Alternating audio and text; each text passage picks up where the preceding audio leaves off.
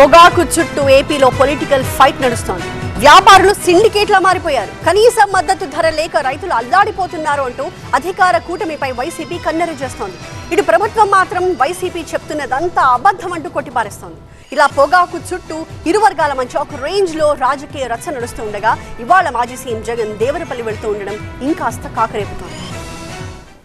ఏపీలో పొగాకు రైతుల సమస్యలపై మళ్లీ పొలిటికల్ వేడి రాజుకుంది.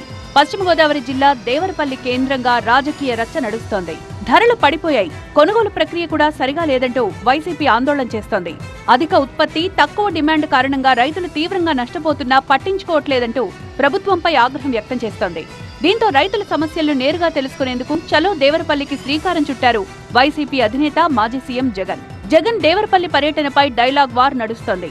చిన్న సమస్యను పెద్దదిగా చేసి చూపించి రాజకీయ లబ్ధి పొందాలని వైసీపీ చూస్తోందంటూ కూటమి విమర్శలు గుప్పిస్తోంటే, వైసీపీ మాత్రం ఫీల్డ్లోకి రండి, ఆధారాలతో సహా అన్నీ చూపిస్తామంటూ కౌంటర్ అటాక్ దిగారు. పొగాకు రైతులకు గిట్టుబాటు ధర కల్పించేంత వరకు తమ పోరాటం ఆగదంటున్నారు.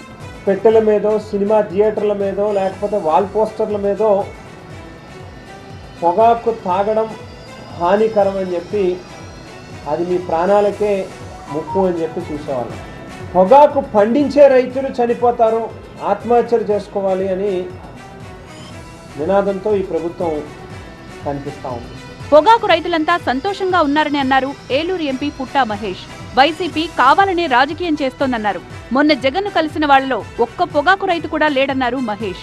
పొగాకు రైతులను ప్రభుత్వం అన్ని విధాలా ఆదుకుంటోందన్నారు. మొన్నపై ఫార్మర్స్ కంప్లైంట్ చేసిన ఫార్మర్స్ ఎవరున్నారో వాళ్ళు చాలా మంది దాంట్లో టొబాకో పండించే ఫార్మర్సే లేరు. ఇవాళ నేను చెప్పేది ఏంటంటే, ఇవాళ మొన్న కూడా బోర్డు అందరము చంద్రబాబు నాయుడు గారు ఢిల్లీలో మాట్లాడి అన్నీ కూడా ఫైనలైజ్ చేసినాక 50,000 రూపాయలు లోను ఇచ్చేట్లు పర్ బ్యారెల్, లైసెన్స్ బ్యారెల్కి. ఈ 50,000 రూపాయలకి ఇంట్రెస్ట్ ఫ్రీ. ఇవాళ 275, 85 అవుతుంది. ఇవాళ రైతులకి మళ్ళీ ఒక 4-5 రోజుల నుంచి మంచి రేటే వస్తుంది. మళ్ళీ మొత్తంగా పొగాకు గిట్టుబాటు ధరపై ఇప్పటికే ఓ రేంజ్ లో రచ్చ నడుస్తుండగా, జగన్ పర్యటన తర్వాత ఇంకెలాంటి పరిణామాలు చోటు చేసుకుంటాయన్నది ఆసక్తికరంగా మారింది.